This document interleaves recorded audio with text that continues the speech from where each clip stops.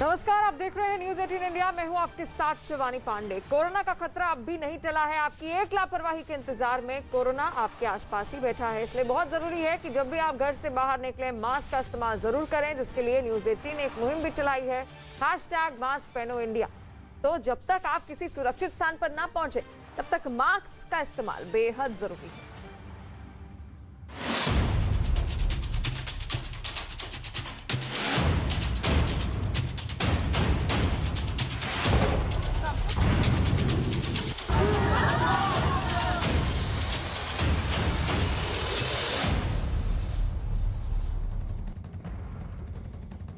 अफगानिस्तान में तालिबान सरकार के गठन पर बड़ी खबर आ रही है। आज अमेरिका पर 20 साल पहले हुए आतंकी हमले की बरसी है और अफगानिस्तान पर कब्जे का जश्न मनाने के लिए तालिबान ने 9/11 की इसी तारीख को चुना है।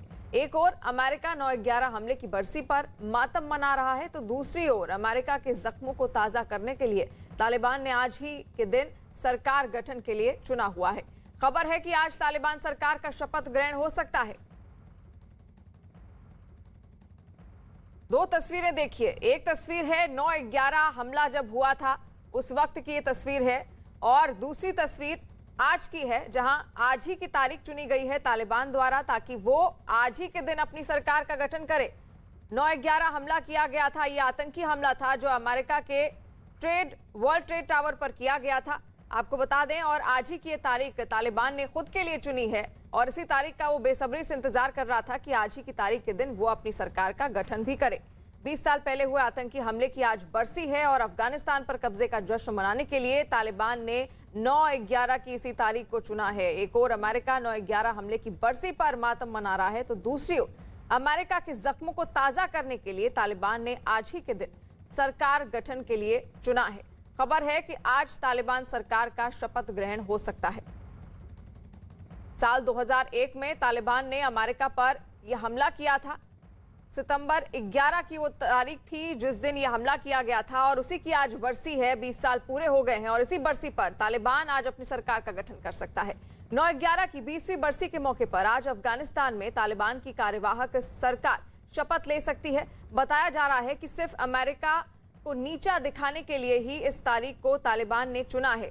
इस बीच रूस ने तालिबान सरकार के शपथ ग्रहण में शामिल होने से साफ इनकार कर दिया है। इस बारे में मॉस्को से एक बयान भी जारी किया गया है, जिसमें साफ कर दिया गया है कि अफगानिस्तान में तालिबान सरकार के शपथ ग्रहण समारोह में रूस किसी भी तरह से शामिल नहीं होगा। इस बीच ब्रिटेन ने भी तालिबान को चेतावनी दी है कि अगर उसने अपने वादे पूरे नहीं किए और आतंकियों को अपनी जमीन का इस्तेमाल करने नहीं दिया तो वो हमला करने से भी पीछे नहीं हटेंगे।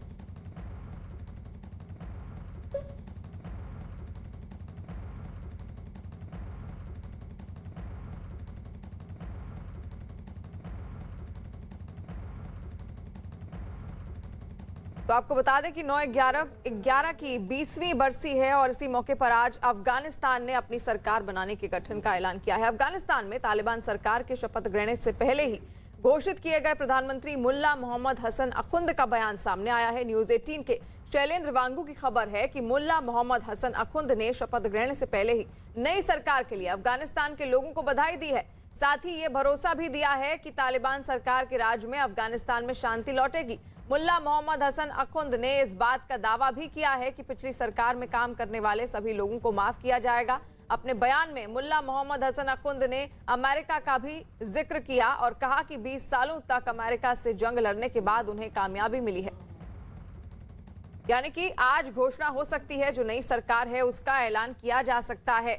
और आज ही की तारीख खास तौर पर चुनी गई है क्योंकि साल 2001 में तालिबान ने हमला करवाया था अमेरिका पर। 9/11 का वो हमला माना जाता था और इसीलिए उन जख्मों को ताजा करने के लिए अमेरिका के तालिबान ने आज की तारीख को चुना है। और अब बात उस डराने वाली भूल की जो न होती तो आज अफगानिस्तान में तालिबान का आतंक राज कायम न होता। वो एक भूल न होती तो शायद दुनिया का सबसे बड़ा आतंकवादी हमला भी न होता। 3000 लोगों की जान बच जाती और अफगानिस्तान नाम का खूबसूरत मुल्क यूं मिट्टी में न मिलता। वो दिन था 11 सितंबर 2001, यानी वो तारीख जब अलकायदा ने अमेरिका पर इतिहास का सबसे बड़ा अटैक कर पूरी दुनिया को कंपा दिया। 11 सितंबर 2021 को 9/11 हमले की 20वीं सालगिरह है। हम 9/11 हमले की फाइल से निकाल कर लाए हैं वो साजिश जिसमें आपको आज के अफगानिस्तान की बेबस तस्वीर दिखेगी। ये ऐसी साजिश थी जिसकी पहली कड़ी जुड़ी 20 साल पहले हमले वाले दिन से करीब 5 महीने पहले, जब पेरिस से एक अफगान कमांडर ने अमेरिका को एक अलर्ट भेजा। उस कमांडर को अफगानिस्तान में एक मानव बम ने उड़ा दिया और उसके 2 दिन बाद ही अमेरिका में वर्ल्ड ट्रेड सेंटर ताश के पत्तों की तरह जलती हुई ठहर गई।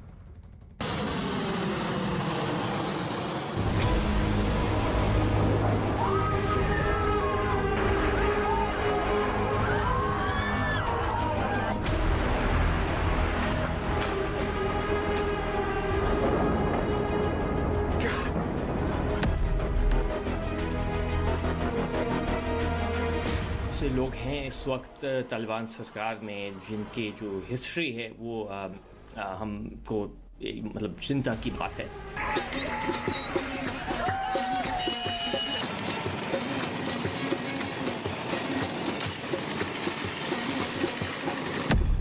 ये आज का अफगानिस्तान है।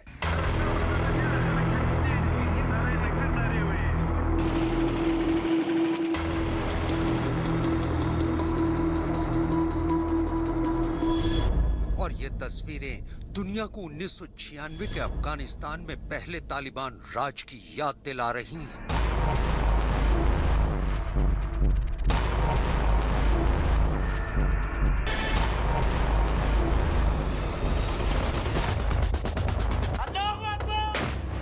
तालिबान पूरे अफगानिस्तान पर काबिज है। पंजशीर भी तालिबान की गिरफ्त में आ चुका है।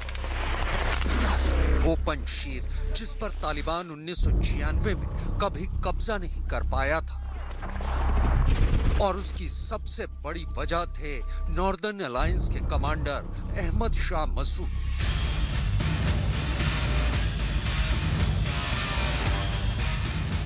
लेकिन आज की तस्वीर पुराने पंजशीर से कुछ जुदा है।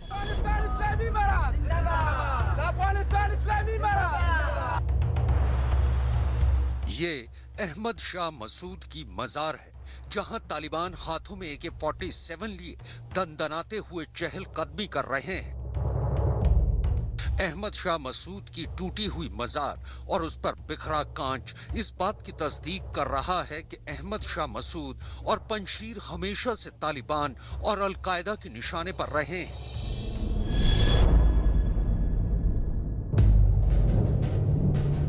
सवाल ये है कि आखिर अहमद शाह मसूद तालिबान की आंख में आज भी यूं किरकिरी की तरह क्यों चुभ रहे हैं कि अफगानिस्तान में सरकार बनाने के बाद भी उनकी मजार को यूं रौंदा जा रहा है।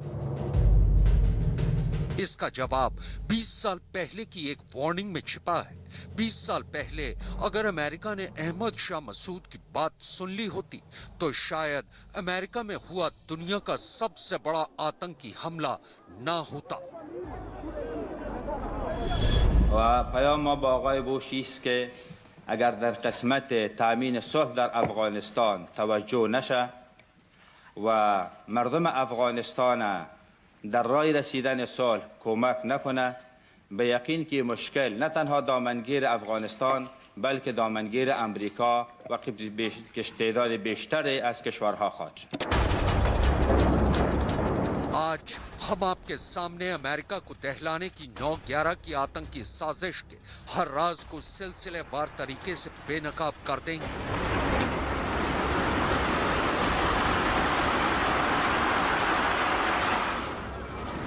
ये अल-कायदा, तालिबान और पाकिस्तान की खुफिया एजेंसी ISI की बुनी वो खौफनाक साजिश है जिसकी बुनियाद 20 साल पहले रखी गई थी।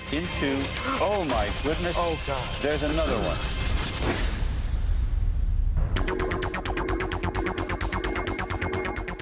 दरअसल अल-कायदा का सरगना उसामा बिन लादेन अमेरिका को एक ना भूलने वाला जख्म देना चाहता था, लिहाजा उसे 9/11 की आतंकी साजिश का ब्लूप्रिंट तैयार करने में कई साल लग गए थे।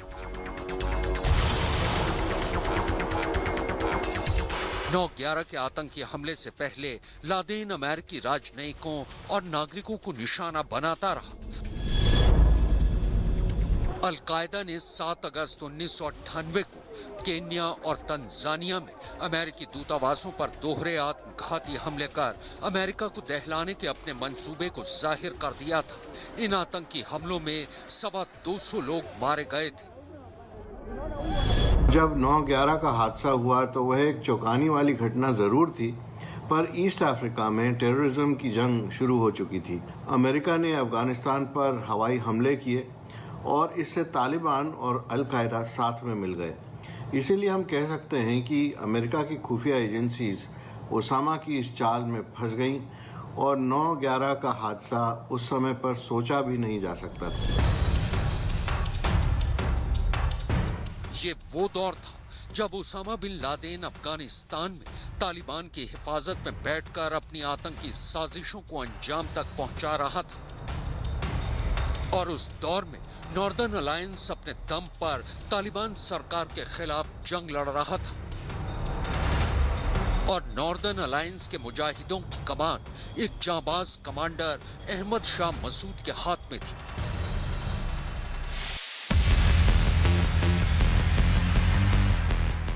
वो अहमद शाह मसूद जिन्हें दुनिया शेरे पंजशीर के नाम से भी जानती थी, ये अहमद शाह मसूदी थे जिन्होंने पूरी दुनिया के सामने अमेरिका को तालिबान और दूसरे आतंकी संगठनों के मंसूबों के खिलाफ चेतावनी दी थी। 4 अप्रैल 2001 यानी वो तारीख जब अहमद शाह मसूद नॉर्दर्न अलायंस के लिए मदद मांगने के इरादे से फ्रांस की राजधानी पेरिस पहुंचे थे। इस दौरान एक प्रेस कॉन्फ्रेंस में उन्होंने अमेरिका को चेतावनी भी दी थी। و پیام ما با آقای بوش است که اگر در قسمت تامین صلح در افغانستان توجه نشه و مردم افغانستان در راه رسیدن صلح کمک نکنه، به یقین که مشکل نه تنها دامنگیر افغانستان بلکه دامنگیر امریکا و تعداد بیشتری از کشورها خواهد. अहमद शाह मसूद ने अमेरिका को यह चेतावनी 9/11 के आतंकी हमले के 5 महीने पहले दी थी। लेकिन हैरानी तो इस बात की है कि अमेरिकी सरकार और अमेरिकी सुरक्षा और खुफिया एजेंसियों ने भी अहमद शाह मसूद की इस चेतावनी को नजरअंदाज कर दिया था। ये राज आज भी एक राज ही बना हुआ है कि अफगानिस्तान के पूर्व रक्षा मंत्री और नॉर्दर्न अलायंस के एक बड़े कमांडर की चेतावनी को आखिरकार अमेरिका ने क्यों अनसुना कर दिया।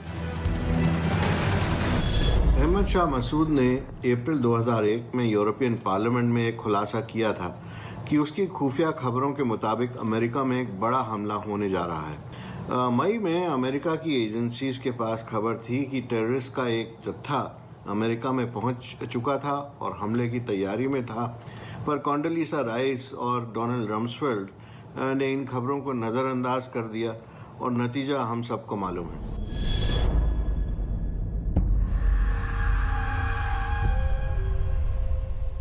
4 अप्रैल 2001 को अहमद शाह मसूद ने अमेरिका को तालिबान के खिलाफ चेतावनी क्या थी। तालिबान और अल-कायदा उनकी जान के दुश्मन बन गए। ये बात तो पूरी दुनिया जानती है कि अमेरिका को दहलाने के प्लान ओसामा के इशारे पर अफगानिस्तान में ही बनाया गया था।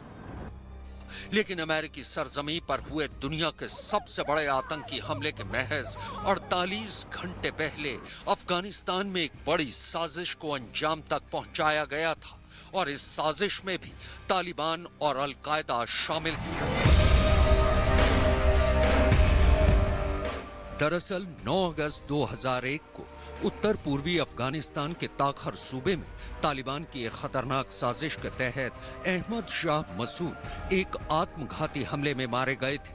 ये 20 साल पुराना वीडियो उसी कमरे का है जहां अहमद शाह मसूद को जान से मारने के इरादे से आए एक सुसाइड बॉम्बर ने खुद को उड़ा लिया था।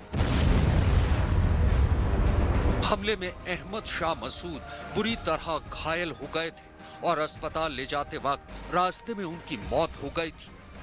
दूसरा आतंकी मौका वारदात से भागता हुआ मारा गया था।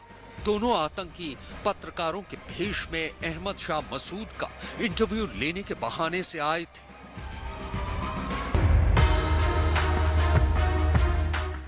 साल 2003 में अहमद शाह मसूद पर हुए आत्मघाती हमले की गुत्थी सुलझाते हुए ये सच सामने आया था कि ओसामा बिन लादेन ने अहमद शाह मसूद पर जानलेवा हमला करने वाले सुसाइड बॉम्बर की पत्नी को एक ऑडियो कैसेट भेजी थी, जिसमें ओसामा ने पाकिस्तानी खुफिया एजेंसी ISI और अपने करीबी अब्दुल रसूल सयाफ का जिक्र कई बार किया था।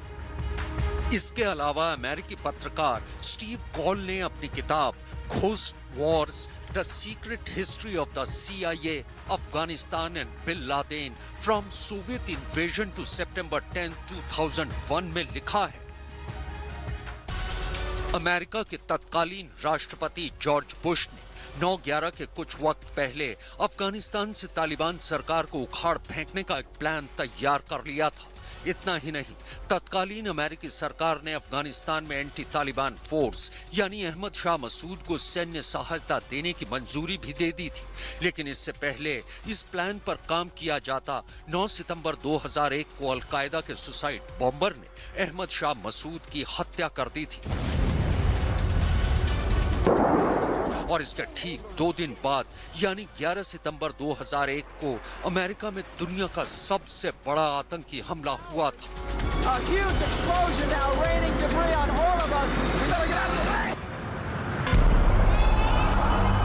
नवंबर 2003 में आई CNN की एक रिपोर्ट के मुताबिक अमेरिकी डिफेंस इंटेलिजेंस एजेंसी को इस बात का इल्म था कि नॉर्दर्न अलायंस के कमांडर अहमद शाह मसूद के पास इस बात की जानकारी थी कि अलकायदा अमेरिका को दहलाने के लिए उसके केन्या और तंजानिया में दूतावासों पर हुए आतंकी हमलों से भी बड़ा आतंकी हमला करने का प्लान बना रहा है। इसी रिपोर्ट में ओसामा बिन लादेन के एक बॉडीगार्ड के इंटरव्यू का भी हवाला देकर लिखा गया है कि ओसामा ने अपने सहयोगियों से पूछा था कि उनमें से अहमद शाह मसूद से कौन निपटेगा, तो जवाब में लादेन के कुछ कमांडरों ने अहमद शाह मसूद को जान से मार देने का जिम्मा लिया था। रक्षा विशेषज्ञों का भी मानना है कि ओसामा बिन लादेन ने अहमद शाह मसूद को उसके 9/11 के आतंकी साजिश के राज खोल देने के डर से ही मरवाया था। अहमद शाह मसूद की हत्या और 9/11 के हमले एक ही साजिश की 2 कड़ियां थीं, पर हत्या से पहले दोनों हत्यारे 10 दिन तक अहमद शाह मसूद का इंतजार करते रहे, तो इसलिए ये कहा जा सकता है कि इस हत्या का कोई दिन तय नहीं था। अहमद शाह मसूद का भारत से अहम रिश्ता रहा है। भारत ने हमेशा अहमद शाह मसूद की मदद की है। ये बात भारत के पूर्व विदेश मंत्री जसवंत सिंह ने अपनी किताब a call to honour in service of emergent India में लिखी है। इसी किताब में यह सच भी दर्ज है कि अपनी मौत से 5 महीने पहले यानी अप्रैल 2001 में अहमद शाह मसूद 4 दिन के दौरे पर दिल्ली आए थे, लेकिन उनके दौरे को सीक्रेट रखा गया था क्योंकि अफगानिस्तान के आतंकी संगठन और पाकिस्तान उनकी जान लेने पर तुले हुए थे।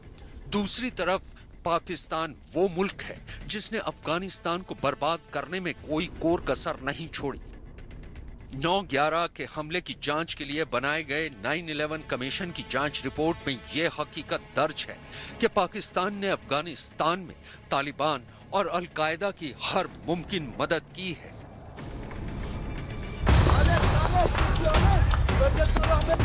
अफगानिस्तान की जंग में पाकिस्तान एक ऐसा किरदार है जिसने हमेशा अपना फायदा देखा और आतंकी संगठनों और आतंकी सरगनाओं को हमेशा अपनी सरजमीन पर पनाह दी है, क्योंकि 9/11 के मास्टरमाइंड और अलकायदा के सरगना ओसामा बिन लादेन का पाकिस्तान में मारा जाना और 9/11 की आतंकी साजिश का प्लान बनाने वाले KSM यानी खालिद शेख मोहम्मद का पाकिस्तान में पकड़ा जाना पाकिस्तान के दामन पर एक बदनुमा दाग है जिसे वो चाहकर भी छोड़ा नहीं सकता।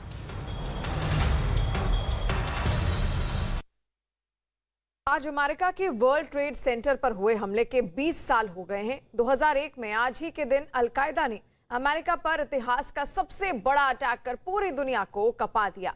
इस हमले में अमेरिका का वर्ल्ड ट्रेड सेंटर पूरी तरह से ध्वस्त हो गया था। अमेरिका में हुए इन हमलों के लिए अलकायदा के 19 आतंकियों ने 4 विमान हाईजैक किए थे। 2 विमानों को वर्ल्ड ट्रेड सेंटर के टावर्स में टकरा दिया गया, जबकि तीसरे विमान से पेंटागन पर हमला किया गया।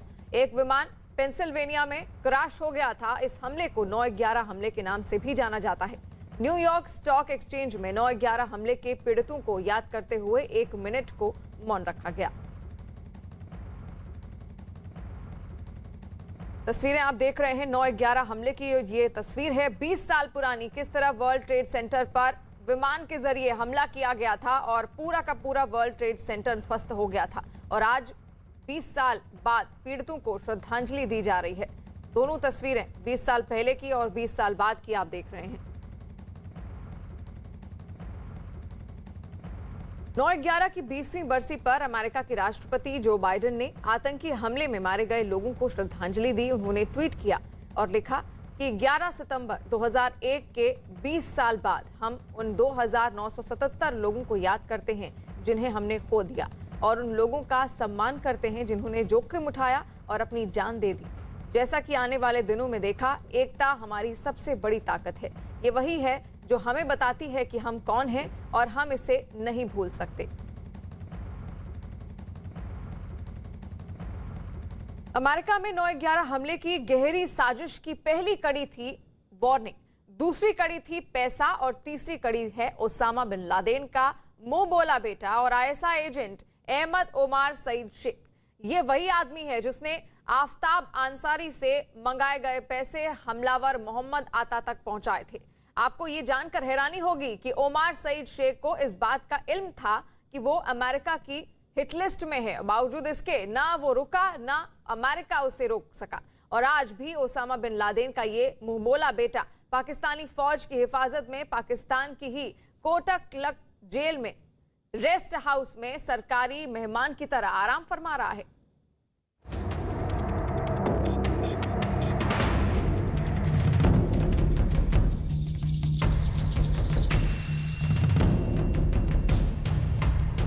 ये अमेरिका में 9/11 की आतंकी साजिश में अलकायदा और पाकिस्तानी खुफिया एजेंसी ISI के एजेंट अहमद ओमार सईद शेख की असलियत खोलता हुआ बयान है।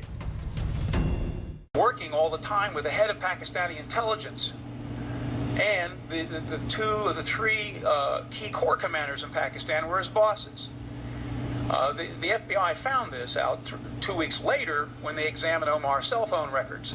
अमेरिकी खुफिया एजेंसी CIA के मुताबिक ओमार सईद शेख को ब्रिटेन की खुफिया एजेंसी MI6 ने अपने लिए काम करने के लिए ट्रेंड किया।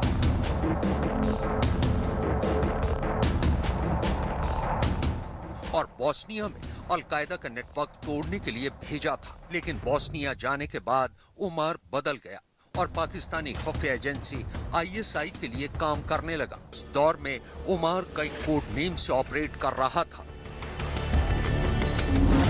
अहमद ओमार सईद शेख और रोहित शर्मा, आमिर खालिद, आमिर सुहेल, जे अरविंदम उमर ISI का एजेंट और अलकायदा का आतंकी। ओमार सईद शेख साहब ये जो हैं ये एक पाकिस्तानी नागरिक थे जो इनको ब्रिटिश सिटीजनशिप मिला था और लंदन स्कूल ऑफ इकोनॉमिक्स में उन्होंने ग्रेजुएशन की है। और फिर वो जैसा कि मुशर्रफ साहब बताते हैं अपने किताब लाइन ऑफ ऑन ड्यूटी, उसके अंदर में उन्होंने लिखा है कि ये पहले MI6 ब्रिटिश जो इंटेलिजेंस एजेंसी है उसके सदस्य होते थे, वो उनके एजेंट होते थे। उनको भेजा गया था पाकिस्तान अफगानिस्तान रीजन में। वो उस इलाके में गए थे ब्रिटिश MI6 की तरफ से, मगर वो शायद डबल एजेंट हो गए जैसा कि मुशर्रफ साहब कहते हैं। और उस डबल एजेंसी के अंदर में वो फिर ISI के लिए काम करने लगे और ISI के काम करने के साथ फिर वो हिजबुल मुजाहिदीन में आ गए। दरअसल ये वो दौर था जब डेनियल पर्ल अमेरिकी अखबार वॉल स्ट्रीट जर्नल के लिए बतौर साउथ ईस्ट एशिया के ब्यूरो चीफ काम कर रहे थे।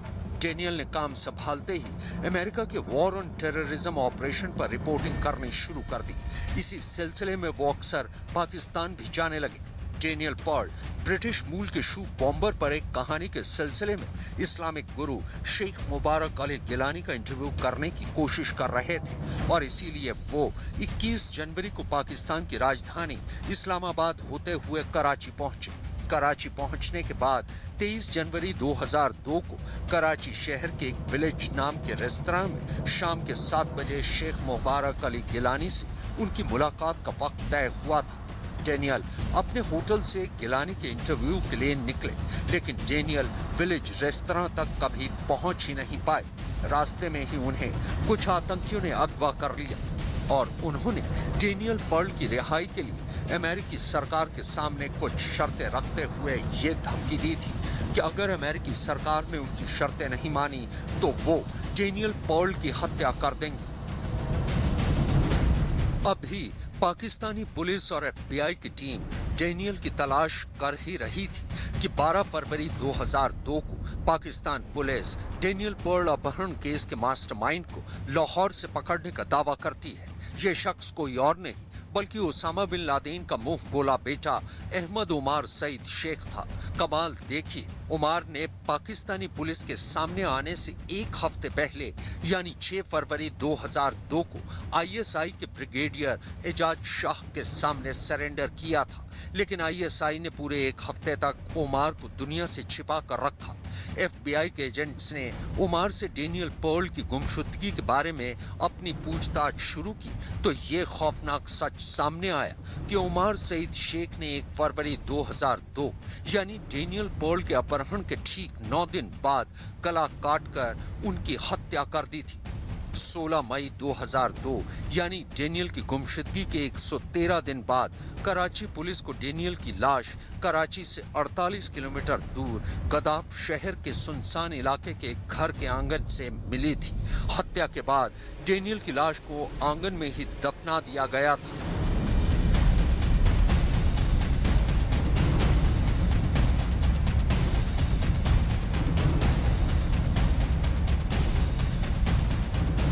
उमर के पकड़े जाने के बाद उमर और उसके साथियों पर मुकदमा चला। पाकिस्तान के एंटी टेररिज्म कोर्ट ने 15 जुलाई 2002 को कातिल मानते हुए उसे मौत की सजा सुनाई। उमर सईद शेख ने इस फैसले के खिलाफ अपील की। इसके बाद इस केस में 18 साल बाद एक हैरत अंगेज फैसला आया। 2 अप्रैल 2020 को पाकिस्तान की निचली अदालत ने अहमद उमर सईद शेख को डेनियल पर्ल के कत्ल के इल्जाम से बरी करते हुए जेल से रिहा करने का फरमान सुना दिया। इसके बाद डेनियल पर्ल के परिवार और अमेरिकी सरकार की अपील पर मामला पाकिस्तान के सुप्रीम कोर्ट पहुंचा, लेकिन सुप्रीम कोर्ट ने भी अहमद उमर सईद शेख के ही हक में फैसला सुनाया। उमर की रिहाई के बाद अमेरिका ने पाकिस्तान से उमर को उसे सौंपने की मांग की, लेकिन कमाल देखिए, पाकिस्तान सरकार ने सुप्रीम कोर्ट के फैसले पर रिव्यू पिटीशन के नाम पर 8 मार्च 2021 को उमर सईद शेख को लाहौर की कोट लखपत जेल के गेस्ट हाउस में शिफ्ट कर दिया। यानी अहमद उमर सईद शेख को पाकिस्तानी सरकार हर कीमत पर बचाना चाहती है और फिलहाल पाकिस्तान सरकार के पास उमर सईद शेख को महफूज रखने के लिए जेल से बेहतर कोई और जगह हो ही नहीं सकती।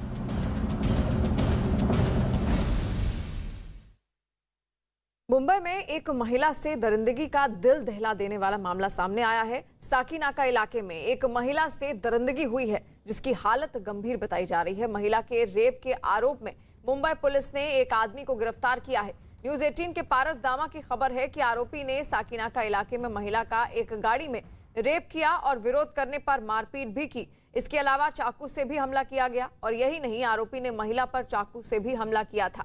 पुलिस को इसकी जानकारी उस इलाके में काम करने वाले एक गार्ड ने दे दी। बताया गया कि जिस रात ये वारदात हुई, पीड़ित रात 8 बजे अपने घर से अपनी बहन के घर के लिए निकली थी। फिलहाल महिला की हालत नाजुक बताई जा रही है। मुंबई पुलिस ने वारदात की वजह से सीसीटीवी फुटेज भी मिले हैं जिससे सबूत जुटाए जा रहे हैं और इस सीसीटीवी में एक आदमी महिला को बड़ी बेरहमी से पीटता हुआ दिखाई दे रहा है।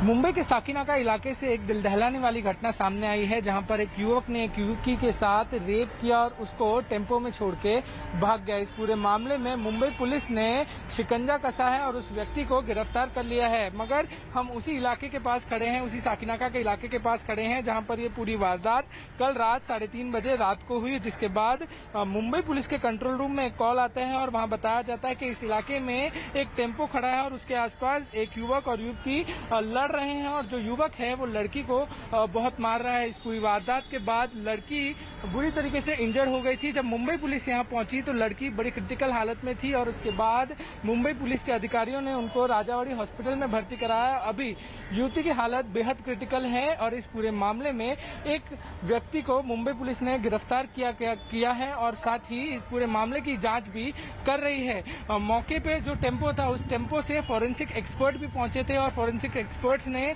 सारे फिंगरप्रिंट्स और सारी तहकीकात भी की है। बहुत जल्द इस पूरे मामले में रिपोर्ट भी सामने आएगी। एफआईआर दाखिल किया। एफआईआर दाखिल करने के बाद सीसीटीवी फुटेज का आधारित और आणखी गोपनीय इंफॉर्मेशन का आधारित में एक आरोपी को अरेस्ट किए थे।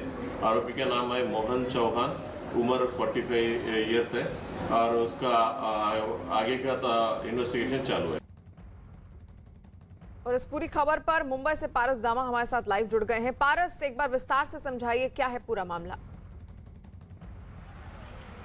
शिवानी, ये पूरा मामला जो है वो बुधवार रात को है, जब गणपति जो है वो आ रहे थे। इस समय ये जो व्यक्ति थी जिसके साथ पूरा ये हादसा हुआ था, 8 बजे अपने साकिना का घर से वो निकली थी अपने बहन के घर जाने के लिए, जहां गणपति आने थे और तैयारियां करनी थी, उसी के लिए निकली थी। बट 8 बजे जब वो अपने घर से निकली उसके बाद लंबे समय तक वो अपने बहन के घर तक नहीं पहुंच पाई। परिवार चिंतित था। रात को 3:30 बजे के आसपास एक बात पता चलती है। मुंबई कंट्रोल रूम में एक फोन आता है जहां बताया जाता है कि एक व्यक्ति और एक युवक और युवती जो हैं वो लड़ रहे हैं, बुरी तरीके से लड़ रहे हैं साकिना के इलाके में, और जो युवक है वो युवती को बुरी तरीके से पीट रहा है। इसके बाद मुंबई पुलिस जब वहां पहुंचती है तो लड़की बड़ी ही क्रिटिकल हालत में वहां पाई जाती है। उसके बाद तुरंत ही उस युवती को राजावाड़ी हॉस्पिटल भर्ती किया जाता है। जब भर्ती करने के बाद उससे एक सर्जरी की जाती है क्योंकि इतनी बुरी तरीके से उसकी पिटाई हुई होती है, इतनी बुरी तरीके से मारा होता है उस युवक ने उसको। यही राजावाड़ी हॉस्पिटल है जहां पर हम अभी मौजूद हैं। इसी हॉस्पिटल में उसका इलाज चल रहा है। अभी भी युवती जो है बेहद ही क्रिटिकल हालत में है। युवक ने बहुत ही बुरी तरीके से उसको मारा था, साथ ही साथ उसके साथ दुष्कर्म किया था और हालत जो है उस युवती की अभी भी क्रिटिकल बनी हुई है। इस पूरे मामले में आरोपी को गिरफ्तार जरूर कर लिया गया है, बट जो सीसीटीवी सामने आया है वो बेहद ही डराने वाला है क्योंकि बुरी तरीके से मारते हुए युवक जो है वो युवती को दिख रहा है। शिवानी, यही हॉस्पिटल है जहां पर इलाज चल रहा है। बेहद ही क्रिटिकल हालत में है युवती, उन पे एक सर्जरी की गई है। अब इतनी बुरी तरीके से मारा गया था। उनके गुप्त अंग में भी, युवती के गुप्त अंग में भी काफी ज्यादा चोटें हैं, उनके शरीर पे काफी ज्यादा चोटें हैं। इस पूरे मामले में पुलिस ने आरोपी को गिरफ्तार जरूर कर लिया है। साथ ही साथ जिस टेम्पो में इस पूरे घटना को किया गया था उस टेम्पो पे भी फोरेंसिक एक्सपर्ट्स ने बहुत सारे सर्चेस किए हैं, बहुत सारी चीज़ें जो हैं वो की हैं जिससे आरोपी को जल्द से जल्द सजा मिल पाए। इस पूरे मामले में पुलिस जो है अपनी पूरी तहकीकात कर रही है। थोड़ी ही देर पहले, कुछ ही क्षण पहले मुंबई की महापौर किशोरी पेडनेकर मेयर यहाँ पहुंची हैं जो युवती है उसका हालचाल जानने। इस पूरे मामले में आगे पूरी तरीके से जो है मुंबई पुलिस जांच कर रही है। अब लोगों को बुलाया जाएगा, साथ ही साथ और सबूत जो है वो इकट्ठा किए जाएंगे। शिवानी, अभी के लिए युवती की हालत बेहद ही क्रिटिकल है और डॉक्टर्स पूरी कोशिश कर रहे हैं कि लड़की को किसी तरह बचा लिया जाए। बिल्कुल, ये दिल दहला देने वाली घटना है और अभी एक आरोपी को गिरफ्तार किया गया है और पुलिस आगे की जांच कर रही है। मुंबई के साकीनाका में दरिंदगी का वीडियो भी सामने आया जिसमें एक आदमी गाड़ी से निकलता दिखाई दे रहा है। आरोप है कि इस आदमी ने महिला से मारपीट भी की है। पुलिस के मुताबिक हैवानियत की घटना गुरुवार और शुक्रवार रात 3:30 बजे की बताई जा रही है। महिला की हालत नाजुक बनी हुई है जबकि पुलिस आरोपी से पूछताछ कर रही है। ये 2 तस्वीरें आप देख सकते हैं सीसीटीवी में किस तरह आरोपी कैद हुआ है और पुलिस की गिरफ्त में फिलहाल आरोपी है और आगे की जांच की जा रही है। पारस दामा हमारे साथ जुड़े हुए हैं। पारस, आरोपी पर कौन कौन सी धाराओं के तहत मुकदमा दर्ज किया गया है? आरोपी पर काफी संगीन धाराएं लगाई गई हैं क्योंकि शिवानी, जिस तरीके से सीसीटीवी सामने आया था वो बेहद चौंकाने वाला और डराने वाला था क्योंकि सीसीटीवी में ये साफ तौर से देखा जा रहा था कि किस तरीके से युवक जो है वो युवती की पिटाई कर रहा है, बुरी तरीके से पिटाई कर रहा है और उसके बाद उसको एक टेम्पो में फेंक देता है और वहां से भाग जाता है। उस बीच उसके साथ दुष्कर्म भी किया जाता है, उनके प्राइवेट पार्टों को भी बहुत ही तरीके से इंजर्ड किया जाता है, बुरी तरीके से इंजर्ड किया जाता है। इस पूरे मामले में संगीन धाराएं जो है वो पुलिस द्वारा लगाई गई हैं और इस पूरे मामले मामले पर अच्छी तरीके से फोकस किया जा रहा है मुंबई पुलिस द्वारा और पूरी कोशिश कर रही है कि जल्द से जल्द इस पूरे मामले में आरोपी को सजा दिलाई जाए। अभी जो युवती है उसकी हालत बेहद ही क्रिटिकल बनी हुई है। कुछ देर पहले मुंबई की महापौर भी यहाँ पहुंची थी और अंदर जो है वो जायजा ले रही है हालत का कि किस तरीके की तबीयत है। बट अगर सूत्रों की माने तो हालत जो है युवती की बेहद ही खराब है, क्रिटिकल है। कल उन पे एक सर्जरी जरूर की गई थी जो सफल सर्जरी थी, मगर हालात जो हैं वो अभी भी पेचीदा बने हुए हैं। उनकी हालत जो है युवती की अभी भी बहुत ज़्यादा क्रिटिकल है। डॉक्टर्स पूरी तरीके से कोशिश कर रहे हैं कि किसी तरह युवती को बचा लिया जाए। मुंबई पुलिस भी अपनी तरीके से सारी चीज़ें कर रही हैं। जिस तरीके से जो टेम्पो में घटना हुई थी उस टेम्पो को फोरेंसिक एक्सपर्ट्स बुलाए गए थे, उस पूरे टेम्पो को सर्च किया गया, सारे फिंगरप्रिंट्स लिए गए, पूरे हादसे को कुछ सबूत ना मिटे उसके लिए सर्च किया गया। मुंबई पुलिस अपनी तरफ से पूरी कोशिश कर रही है कि जांच में कोई अड़चन ना आए और पुलिस के द्वारा लगातार कोशिश की जा रही है कि जांच में किसी तरह की कोई अड़चन ना आए और लगातार पुलिस अपनी कार्रवाई में जुटी हुई है। वहीं मुंबई के साकीनाका में महिला से दरिंदगी के बाद सियासत भी शुरू हो गई है। बीजेपी ने इस मुद्दे पर महाराष्ट्र सरकार को घेरा। साकीनाका में एक 30 वर्षीय महिला पर कुछ नराधमों ने बलात्कार किया, ठीक उसी तरह जैसे निर्भया कांड हुआ था। धारा 144 उद्धव जी आपने लगाई है सिर्फ गणेश भक्तों के लिए। इन अपराधियों के लिए आपके कार्यकाल में सब कुछ माफ है। क्या चल रहा है पूर्वगामी महाराष्ट्र के अंदर? जनाब उद्धव ठाकरे जी, कुछ तो शर्म कीजिए। बीजेपी ने मुंबई के साकीनाका के अलावा पुणे का मामला भी उठाया और राज्य की कानून व्यवस्था पर सवाल उठाए। हमने देखा कि किस प्रकार से महाराष्ट्र में लॉ एंड ऑर्डर की परिस्थिति बद से बदतर होती हुई नजर आ रही है। 2 दिन पहले ही पूना में 13.5 साल की बच्ची के साथ 14 लोगों ने सामूहिक बलात्कार किया। कल ही 6 साल की बच्ची के साथ एक रिक्शा वाला ने अत्याचार किया और आज हम देख रहे हैं कि बंबई में साकीनाका इलाके में 30 साल की एक महिला के साथ बलात्कार किया गया। मुझे ऐसे लगता है कि यहाँ पे एक आरोपी नहीं होगा, ये गैंगरेप का मामला हो सकता है, इसलिए पुलिस ने और छानबीन करने की जरूरत है।